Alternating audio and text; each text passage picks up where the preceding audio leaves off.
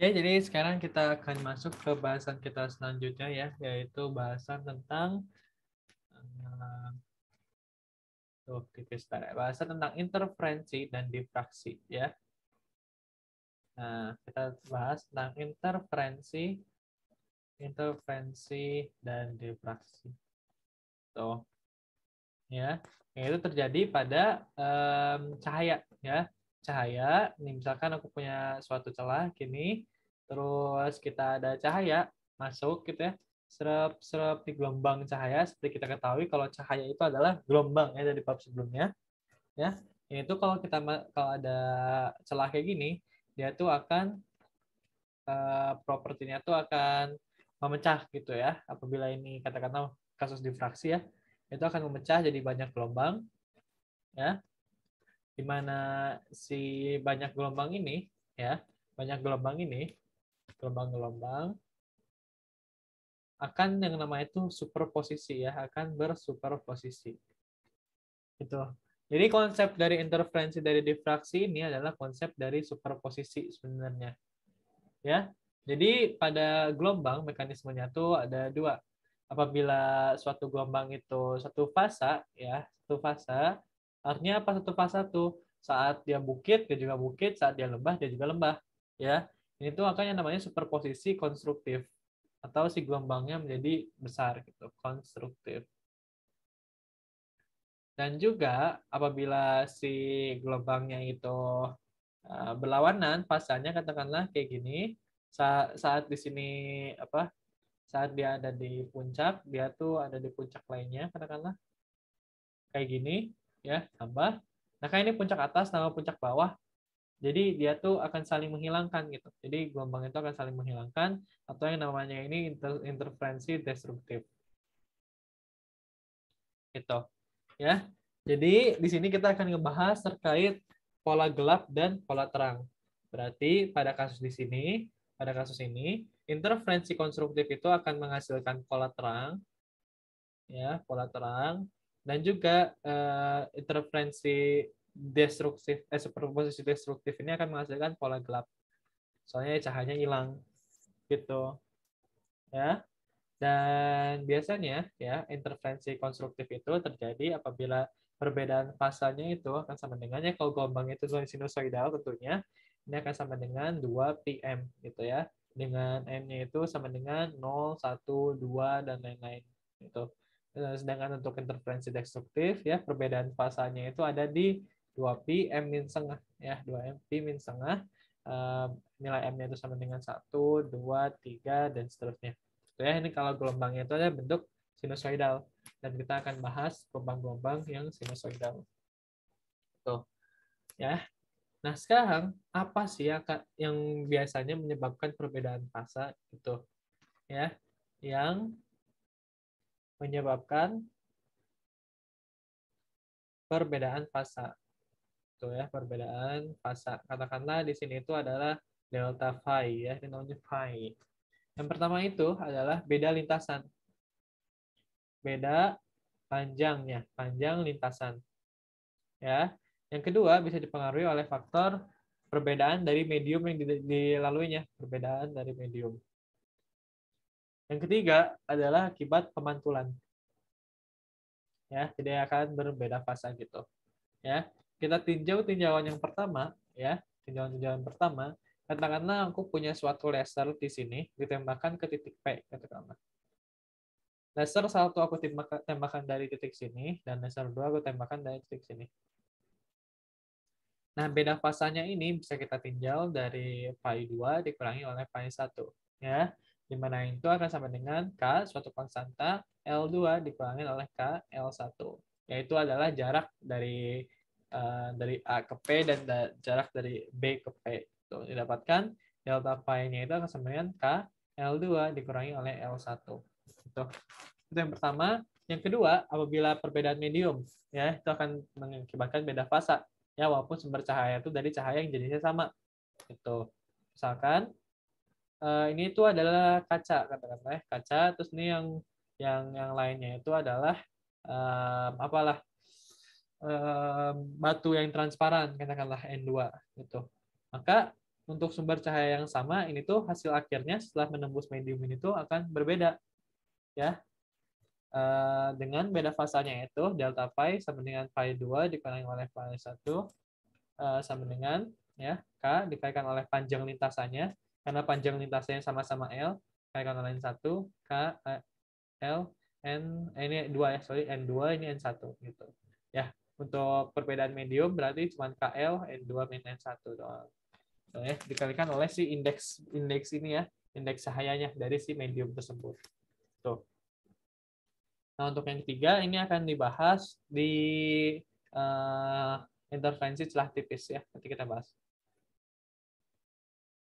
Interferensi celah tipis. Ya, kurang lebih pemantulan gini loh. Pemantulan gitu. Saya mantul itu akan mengakibatkan beda fasa. Gitu. Ya. Nah, yang pertama, pengantarnya itu ada di percobaan Young. Gitu. Jadi ada suatu saintis namanya tuh Young melakukan percobaannya itu adalah percobaan celah ganda. Percobaan celah ganda. Ya, yang itu dilakukan oleh saintis yang namanya itu Young. Gitu ya, namanya percobaan Young. Nah, dia tuh melakukan percobaan apabila dia ada suatu laser katakanlah cahaya, sumber cahaya di sini, terus dimasukin apa? Ada celah di sini dan juga ada celah di sini, ya. Ada dua celah gini. Terus di sini ada layar tangkap gitu ya. Ini layar tangkap. Nah, di layar tangkap ini ternyata kalau kita di settingnya kayak gini ya, akan ada pola, yaitu ada pola gelap ya. Katakanlah gelap akuisisi penuh ya. Terus ada pola terang, terus terang lagi, gelap lagi ya. Gelap lagi, habis itu terang, gelap, terang. Nah, gini. Jadi dia tuh mengamati kalau ada pola gelap terang kayak gini gitu ya. Dan berdasarkan percobaan dia ternyata si gelap sama terangnya itu ya aku kurang nambahin ya. Ini tuh jaraknya itu adalah D ya. Ini jaraknya itu adalah D. Dan ini tuh adalah saat y-nya sama dengan 0 katakanlah ya.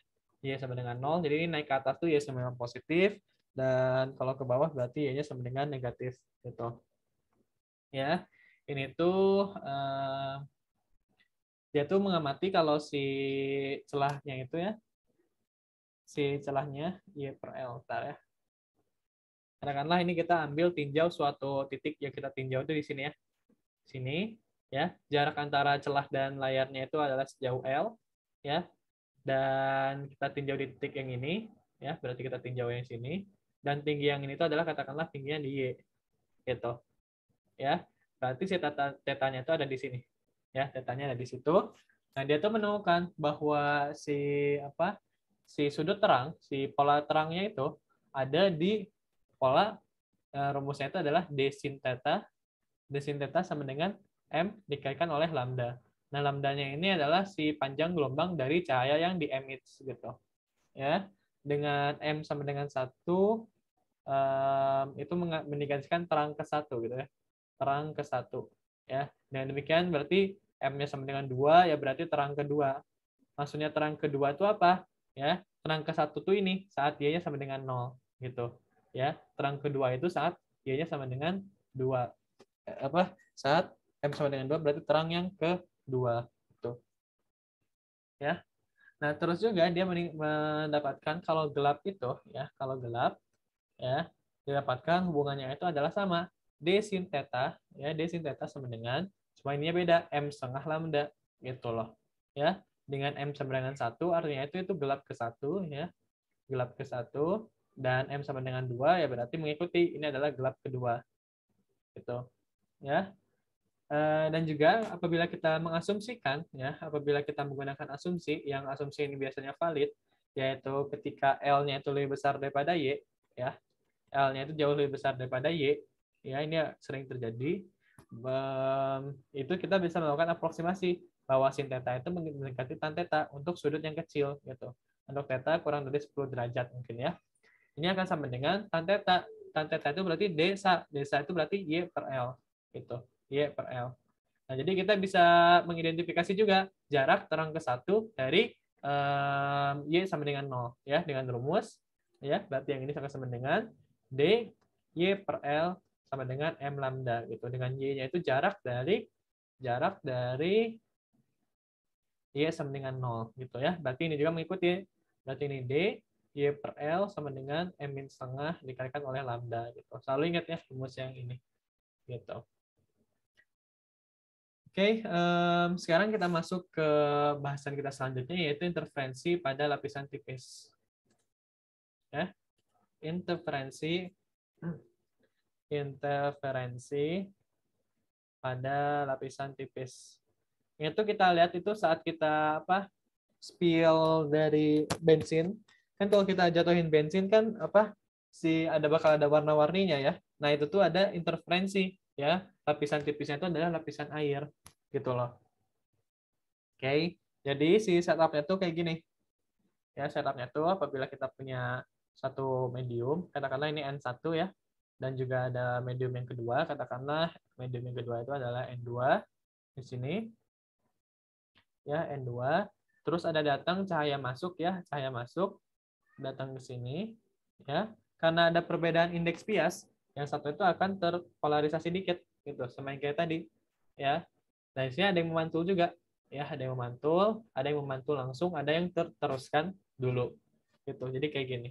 Nah, perbedaan dari sudut fasa ini kan yang aku bilang mengakibatkan pola terang sama gelap.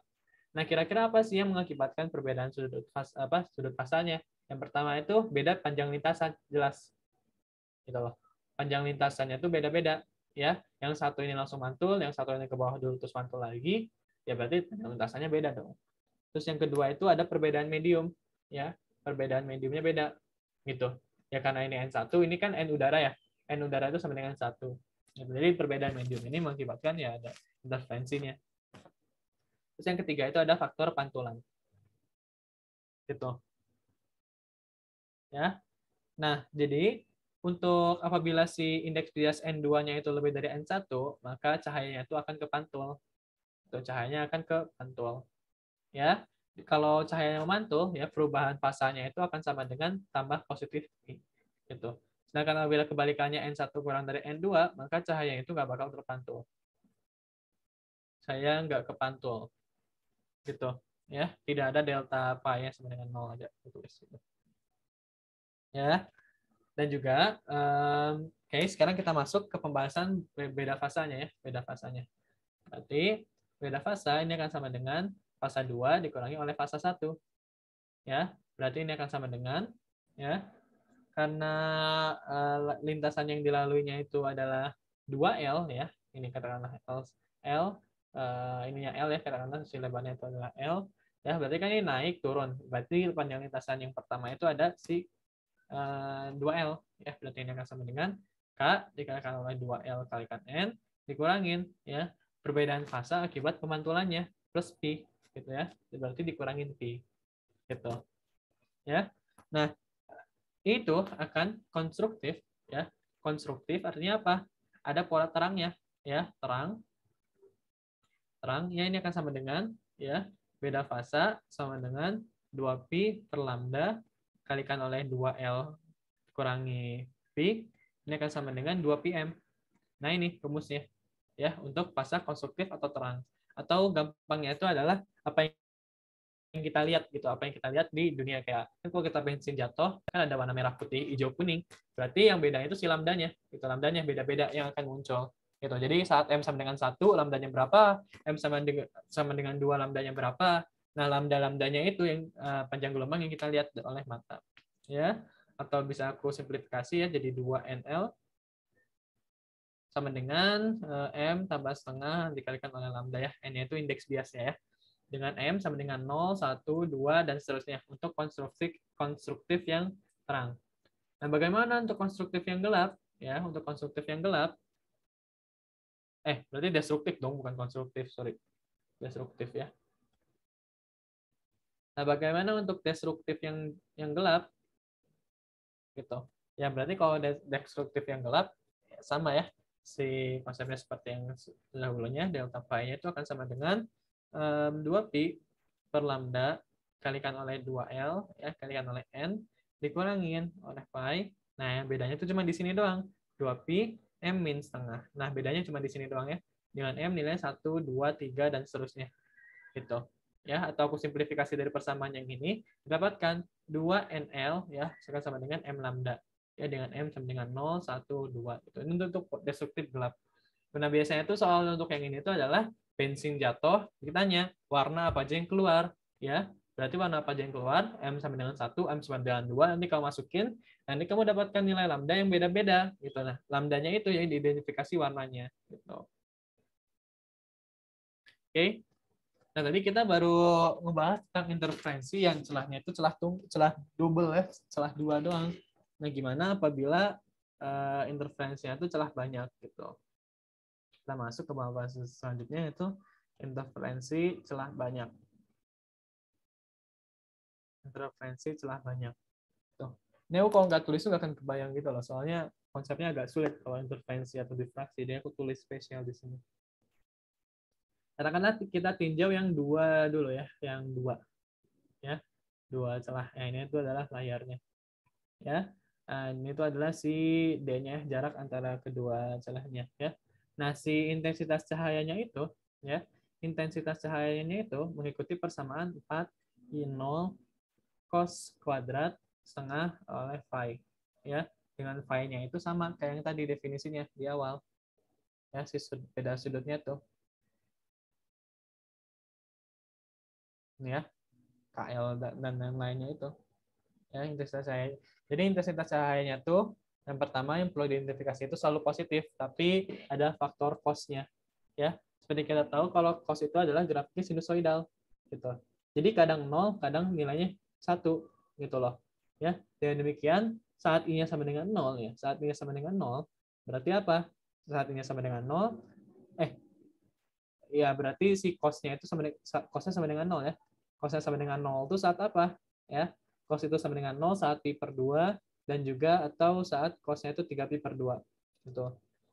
Ya, jadi pada saat sudut segitu ya berarti sedang gelap si interferensinya.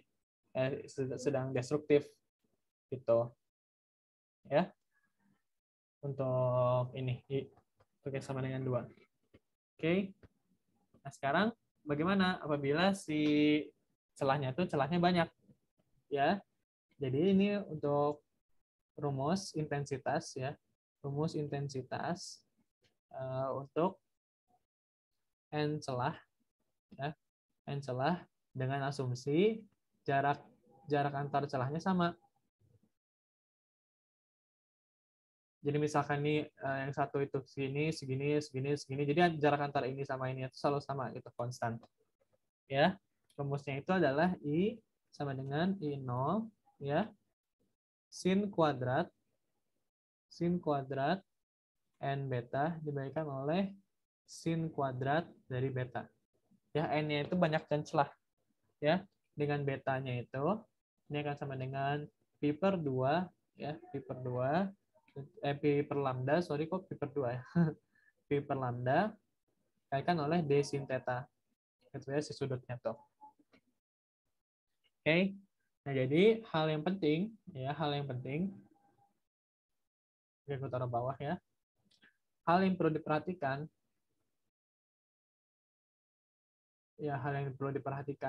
ada interferensi celah banyaknya itu ada 3.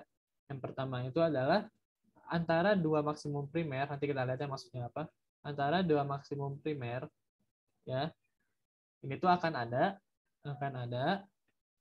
n-1 minima. Ya, minima maksimalnya kita lihatnya apa. Dan n-2 maksima. Ya, yang kedua ya, minima itu artinya yang redup ya si cahayanya terletak pada sudutnya itu sama dengan 2pi per n gitu ya. Dan juga jumlah dari I maksimum primer besar dari I maksimum primer itu akan sama dengan n kuadrat dikalikan oleh I0 gitu. Ya, berarti kan ini untuk celah 2, n kuadratnya 2 kuadrat ya, 2 kuadrat kalikan I0 kalikan cos ini ya gitu. Nah, maksudnya apa? Kita lihat di sini. Nah, ini maksudnya interferensi maksimum dan interferensi maksimum yang sekunder. Tuh. Ya. Jadi antara apa ini tuh antara dua maksimum primer akan ada n-1 minima dan n-2 maksima. Misalkan saat n-nya itu sama dengan berapa nih? Sama dengan 4 ya biasanya itu. Ini ini nih. Ini ya. Nah ini mengindikasikan persamaan yang tadi kita ya, kalau di degeneralisasi. Ya, si intensitas maksimumnya itu, maksimum primernya itu ada n kuadrat I 0 ya, sama seperti kita yang tadi. Nah, terus di antara antara IMAX primernya itu terdapat n-2 maksima ya, terdapat n-2 maksima ini gitu. Ya, ini contohnya itu pada celah 4 ya, nggak usah. Nah, interferensi celah 4 ya. Jadi kalau pada celah 4 IMAX-nya itu adalah 16 I0, soalnya 4 kuadrat kalikan oleh I0. Nah, di antara dua interferensi maksimal terdapat 4 dikurangin 2 interferensi sekunder, maksimum sekunder gitu.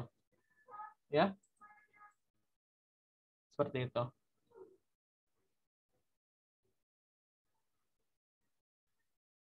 Nah, sekarang kita masuk ke pendekatan gelombangnya ya.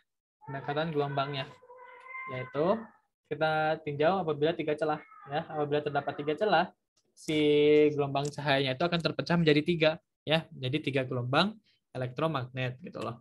Jadi 3 gelombang. Nah, apa yang terjadi apabila si fasa antar gelombangnya ya?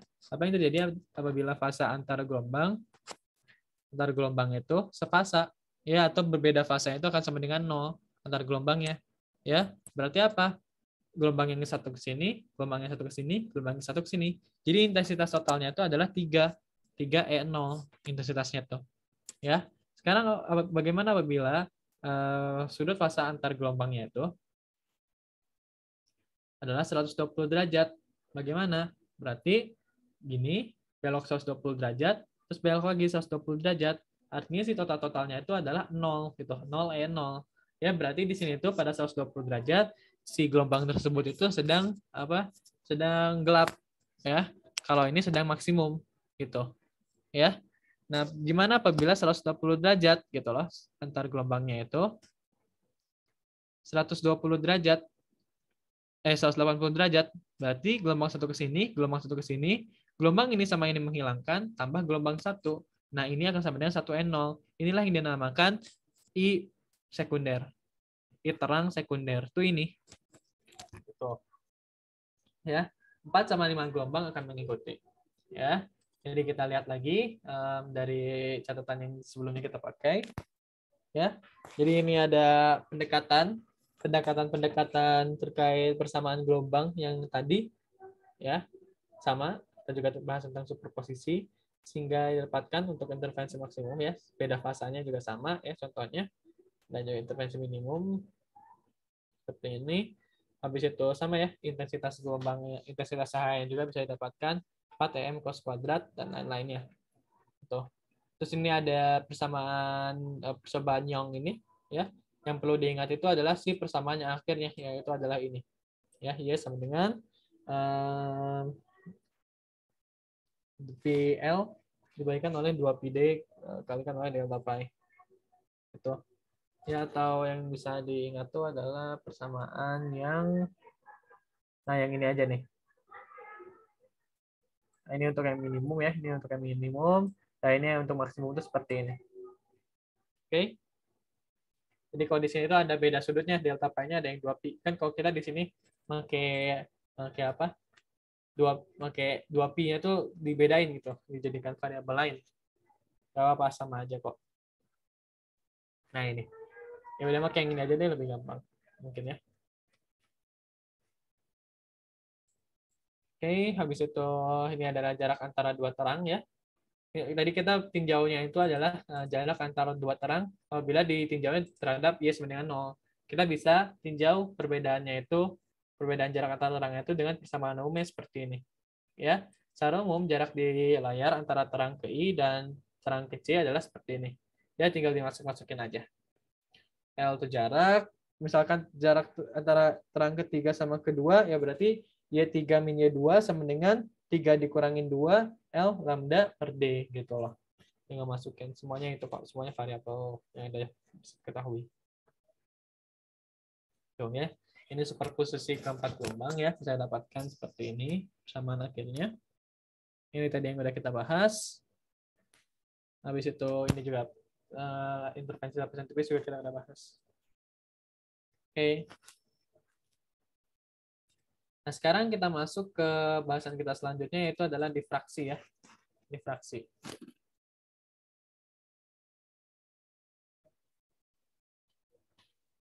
Duh, ngelek.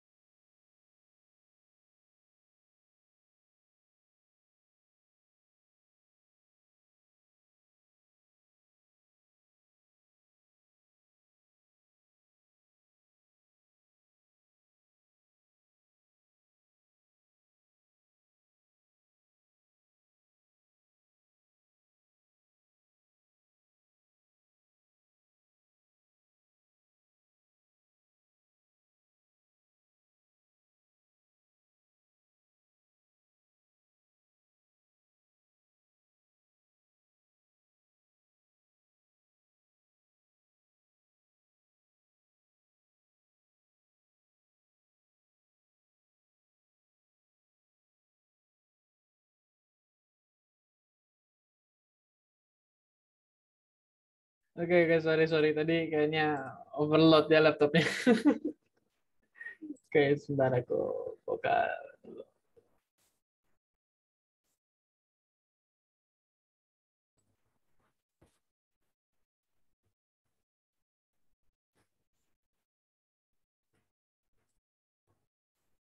Oke, jadi kita ulangin ya dari yang udah kita bahas ya. Jadi untuk ya tadi untuk persamaan terang terang sama gelap ya, maksimum sama minimum ya, pakai ini aja. Ini ternyata ketinggalan lambdanya di sini ya, di bagian sini ketinggalan. Nah, jadi pakai yang ini aja. Bedanya kalau yang di sini itu cuma konotasinya aja, konotasinya beda mananya.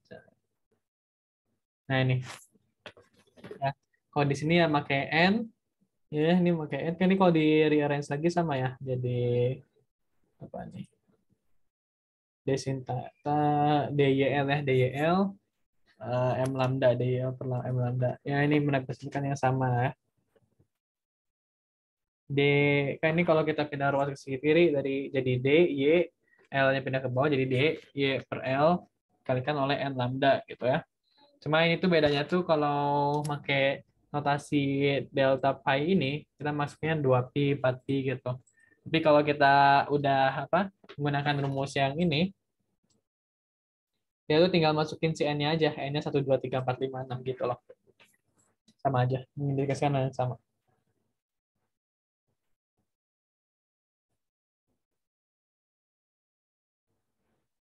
Oke, sekarang kita masuk ke difraksi ya sekarang. Nah, oke, langsung nge-freeze laptopnya tadi, kacau. Ya, kita masuk ke difraksi ya, namanya itu adalah difraksi. Ya, difraksi itu artinya pembelokan usus ya, pembelokan gelombang Pembelokan gelombang karena celah atau gangguan. Celah atau gangguan ya, atau gangguan. Definisinya tuh. Ya, jadi katakanlah pada interferensi itu, jadi itu kita membahas interferensi yang ideal. Jadi pada faktanya si partikel-partikel udara, ya partikel-partikel udara yang ada di sekitaran sini itu bertindak sebagai celah juga seakan-akan, ya. Jadi mecahnya itu lebih ekstrim gitu loh. Si gelombangnya tuh mecahnya itu jadi lebih ekstrim. Ya karena lagi gini. Pokoknya lebih serem lah si ininya. Ya, itu baru namanya difraksi gitu. Ya, itu tuh namanya itu adalah prinsip Huygens ya. Prinsip prinsip Huygens ya, Huygens itu ya. Nah sekarang yang yang pasti ditanyakan pada difraksi itu ya, yang yang konsisten itu yang berpola, yaitu adalah pola gelapnya ya.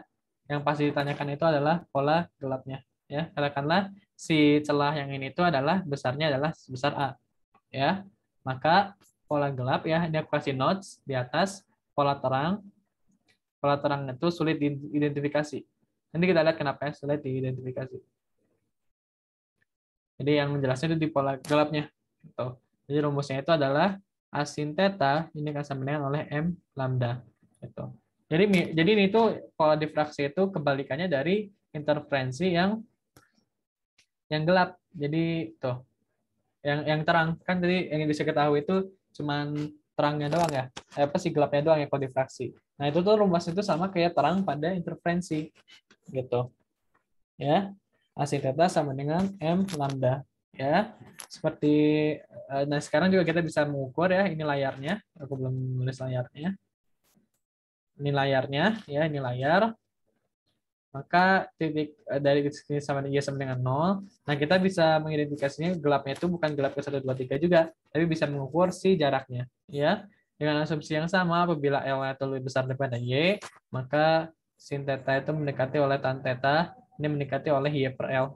Ya, dengan demikian kita bisa dapat A, Y per L sama dengan M lambda. Nah, ini persamaan untuk menghitung pola jarak, pola gelap pada difraksi. Gitu. Ya. Nah, di sini pada difraksi ini ya, pada difraksi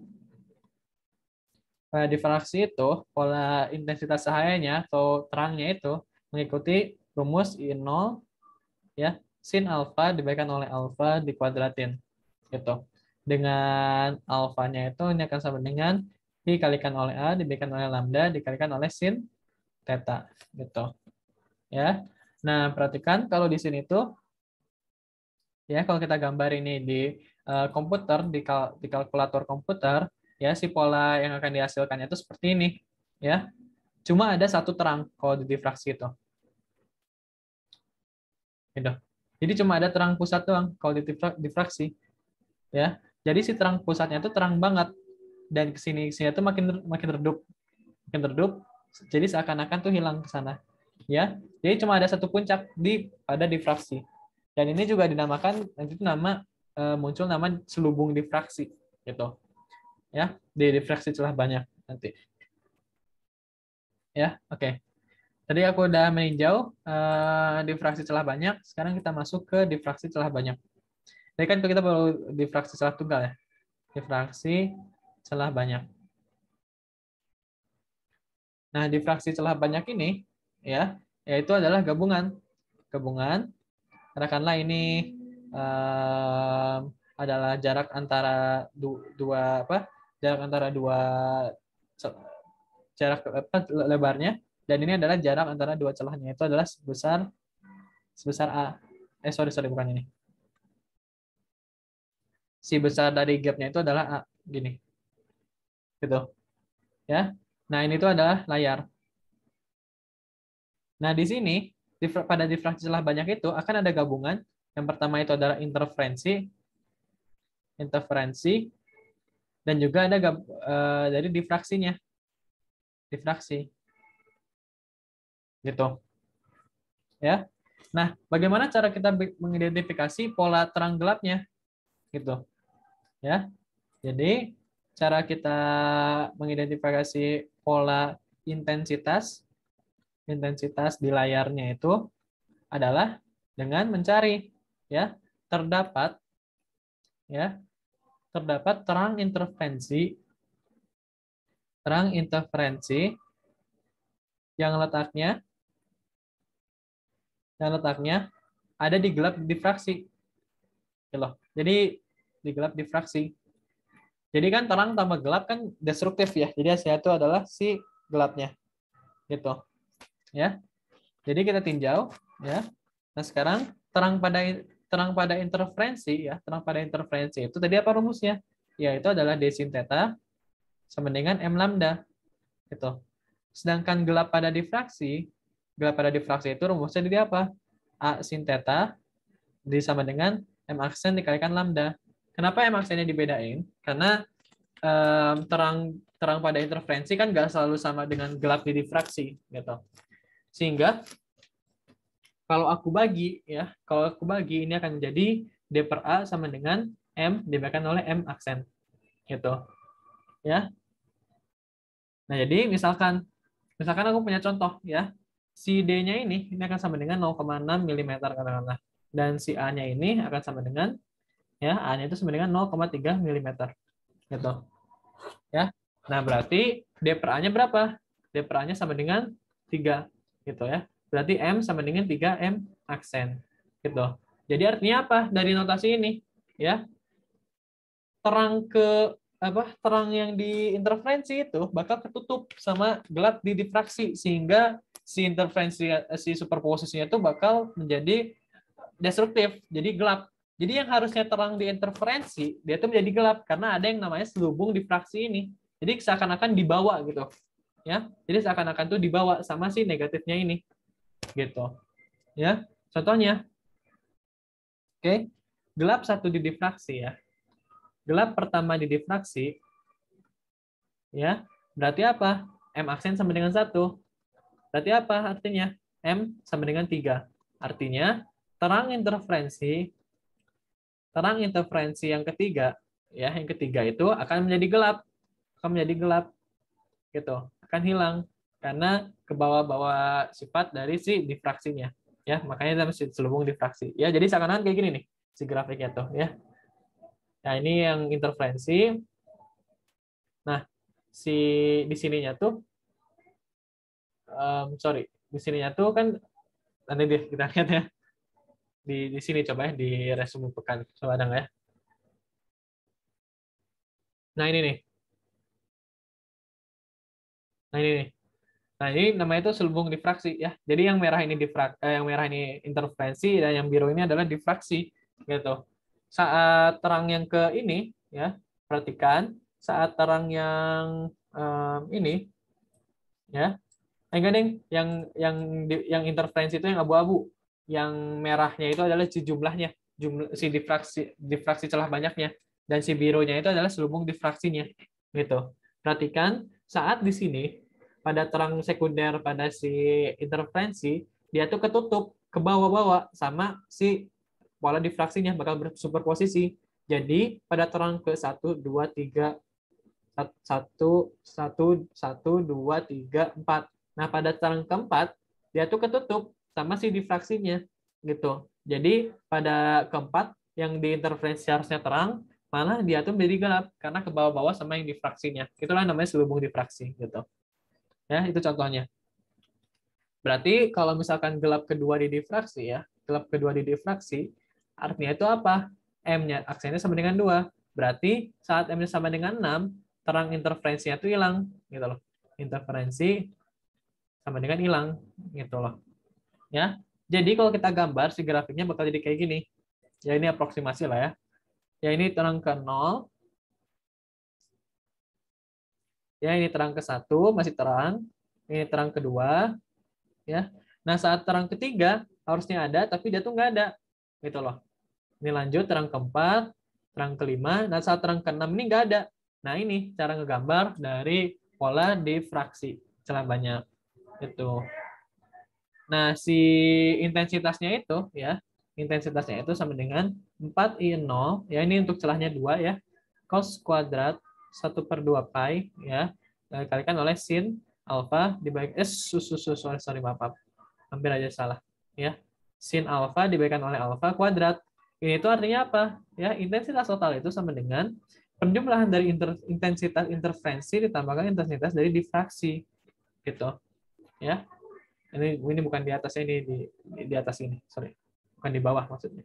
Ya, dengan tetanya itu sama dengan 2 pi per lambda d sin theta, dan juga si alfanya itu sama dengan pi a lambda dikalikan oleh sin theta gitu loh. Sin theta. Ya, ini tuh persamaan ini tuh penjumlahan dari intensitas yang ada di interferensi dan juga intensitas yang ada di difraksi gitu loh. Ya. Jadi gabungan antara keduanya ya kalau difraksi setelah banyak itu. Ya. Jadi coba kita review dari catatan kita yang ini. Nah, ini difraksi celah tunggal ya, ini tinjauan gelombangnya. Bisa dilihat, tapi intinya itu yang sudah aku sampaikan ya.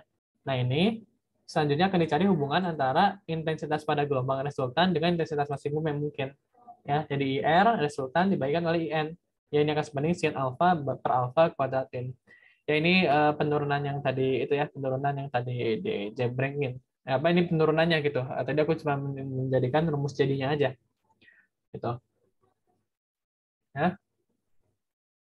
Oke, habis itu ini udah ya, ini sama ya kayak yang tadi. Kalau ini interferensi konstruktif, jadi saat aproksimasi nih, lihat. Jadi kita tuh nggak bisa meninjau pasti kalau di difraksi si terangnya. Tapi yang kita pasti bisa itu adalah si gelapnya.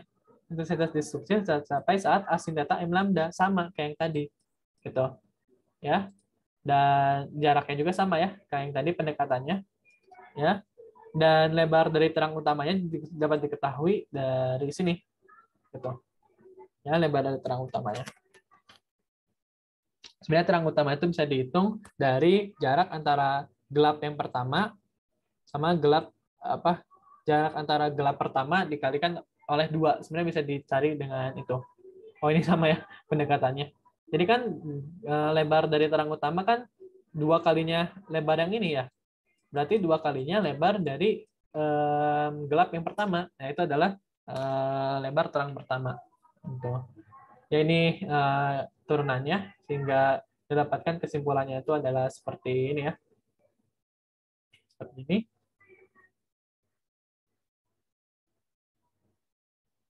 Yang tadi kita udah bahas juga. Ya, berarti ini udah semuanya harusnya ya. Udah semuanya kita bahas. Gitu. Jadi ada 2 catatan bisa dipakai dua-duanya. Itu terkait interferensi dan difraksi. Oke, sebelumnya mohon maaf. Sebelumnya mohon maaf kalau tadi kepotong.